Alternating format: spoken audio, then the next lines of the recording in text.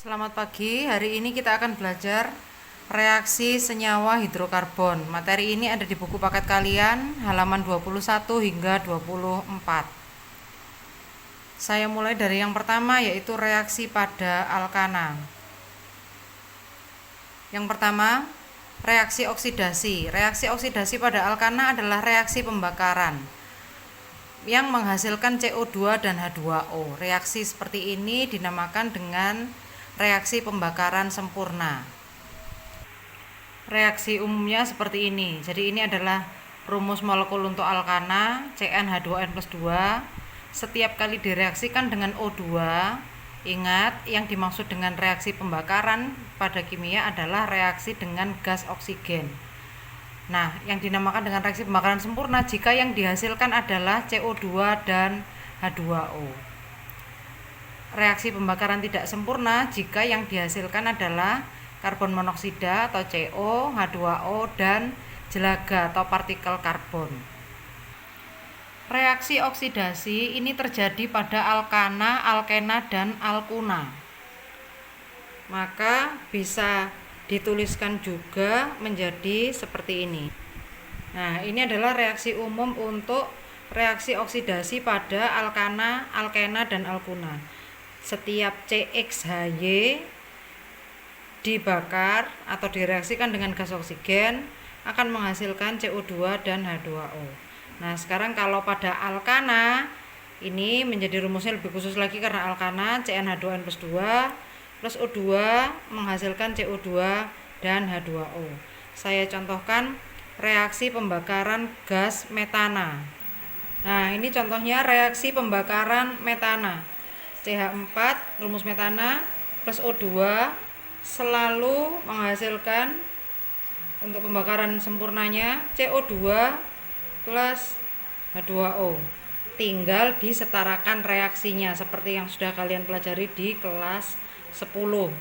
1C di kiri, di kanan 1, hidrogen di kiri 4, di kanan 2, sehingga perlu dikalikan 2. Lalu oksigen selalu setarakan paling akhir, 2 ditambah 2, 4, di kiri masih 2, maka seperti ini. Nah, ini adalah reaksi pembakaran gas metana. Nah, ini kalau saya tuliskan lengkap dengan fase zatnya. Gas metana bereaksi dengan gas oksigen menghasilkan gas karbon dioksida dan uap air. Reaksi pada alkana yang kedua adalah reaksi substitusi. Adalah reaksi penggantian suatu atom atau gugus atom. Gugus atom ini berarti kumpulan atom gitu ya, oleh atom atau gugus atom yang lain. Contohnya lagi saya menggunakan gas metana direaksikan dengan gas klorin, maka akan menghasilkan CH3Cl plus HCl. Ini namanya klorometana. Penamaannya nanti akan kita pelajari lebih lengkap di kelas 12 ya. Mekanismenya bagaimana? Kita buka dulu CH4. Ingat, setiap alkana berarti tangannya 1, tangan total tangannya 4, sehingga di sini karena hidrogen tangannya 1 menjadi begini. Kemudian Cl karena dia golongan 7A maka tangannya juga 1 begini kalau dia berikatan. Nah, maka menjadi seperti ini. Substitusi atau penggantian. Lihat apa yang digantikan atau menggantikan. Ditukar ya, satu atom hidrogen pada alkana bertukar tempat dengan satu atom klorin di sini. Jadi ini pindah ke sini, ini pindah ke sini. Menjadi seperti ini. Kalau kita lihat secara umum reaksi substitusi itu antara senyawa A plus senyawa B menghasilkan dua senyawa yang baru, yaitu A, C, dan D. Jadi dua reaksi menghasilkan dua hasil reaksi. Nah, kalau ada pertanyaan hidrogen yang boleh bertukar tempat atau yang digantikan yang mana, Bu? Boleh yang untuk sementara boleh yang mana saja ya, karena kita masih mempelajari hanya mekanisme umumnya saja. Nanti kalau untuk lebih detailnya akan kalian pelajari di kelas 12. Jadi hidrogen yang mana saja satu atom H bertukar tempat, digantikan oleh atom atau gugus atom yang lain. Reaksi pada alkana berikutnya adalah reaksi eliminasi, yaitu penghilangan atom atau gugus atom dari suatu senyawa. Eliminasi pada alkana terjadi pada atom H sehingga disebut dengan reaksi dehidrogenasi atau pengurangan hidrogen. Hasil reaksi eliminasi pada alkana akan menghasilkan alkena dan gas H2. Ciri khususnya dari etana rantai tunggal akan menghasilkan etena rantai rangkap 2 plus gas hidrogen. Reaksi keempat pada alkana yaitu reaksi perengkahan atau cracking, yaitu reaksi penguraian molekul besar dari senyawa alkana menjadi molekul alkana dan atau alkena yang lebih kecil.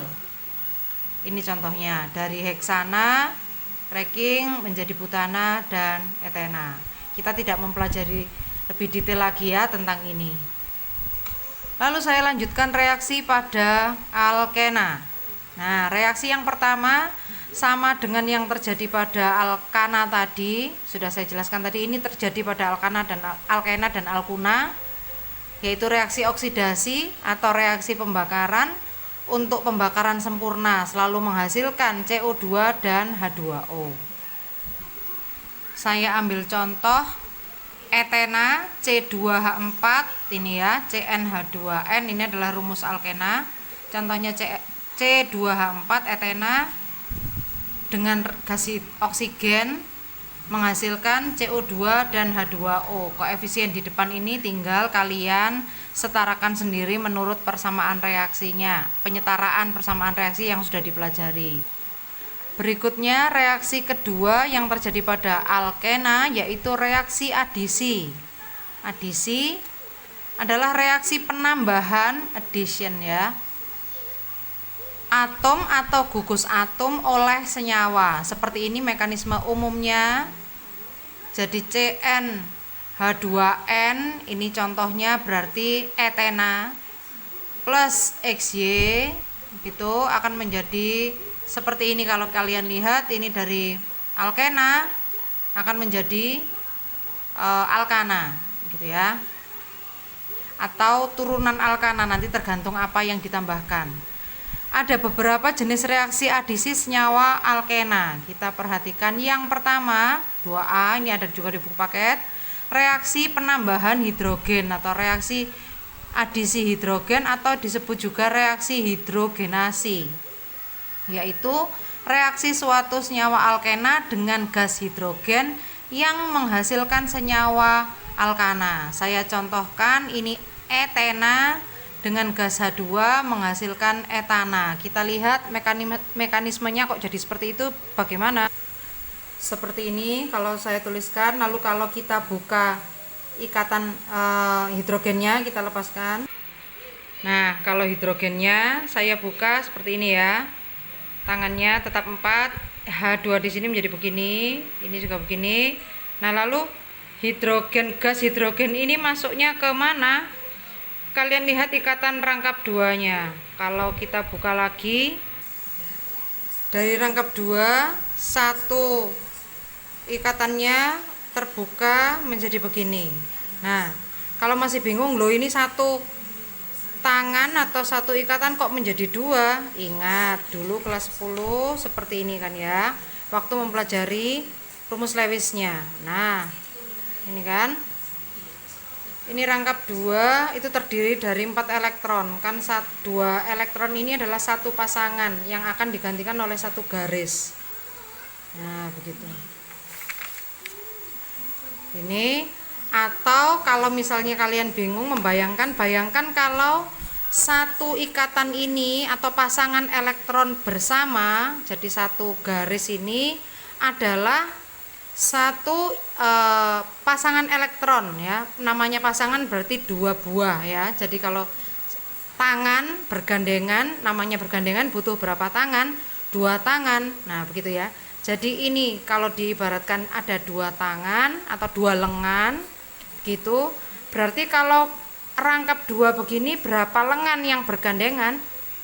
Ya 4. Jadi ini 2, ini 2. Maka kalau membuka satu gandengannya, yang ini tetap bergandengan, yang ini lengannya satu membuka ke sini, yang ini satu membuka ke sini. Seperti itu ya. Kalau masih belum paham, kalau ada adik atau siapa di rumah, coba dia ajak bergandengan tangan, dua tanganmu bergandengan langsung dengan dua tangan orang yang lain. Satu lengannya membuka, yang satu masih bergandengan, maka seperti ini. Nah, lengan yang kosong inilah nanti yang akan dimasuki atau diadisi atau ditambahkan oleh gas hidrogen. Nah, seperti ini. Lalu masuk ke sini dan ke sini. Nah, maka menjadi seperti ini. Jadi CH3 dan CH3 dari etena plus gas hidrogen menjadi etana. Jenis reaksi adisi yang berikutnya adalah reaksi adisi halogen. Halogen atau golongan 7A ya. Reaksi senyawa alkena dengan halogen membentuk dihaloalkana. Apa ini dihaloalkana nanti akan kita pelajari lebih detail di kelas 12 juga. Jika halogennya berupa gas fluorin atau F2, maka reaksinya disebut fluorinasi. Jika halogennya Cl2, klorinasi. Jika halogennya berupa bromin atau Br2, maka disebut brominasi. Contohnya seperti ini. Mekanismenya sama seperti yang terjadi pada adisi hidrogen tadi ya. Jadi rantai rangkapnya, ikatan rangkapnya membuka dua masing-masing, lalu Br-nya masuk. Menjadi seperti ini.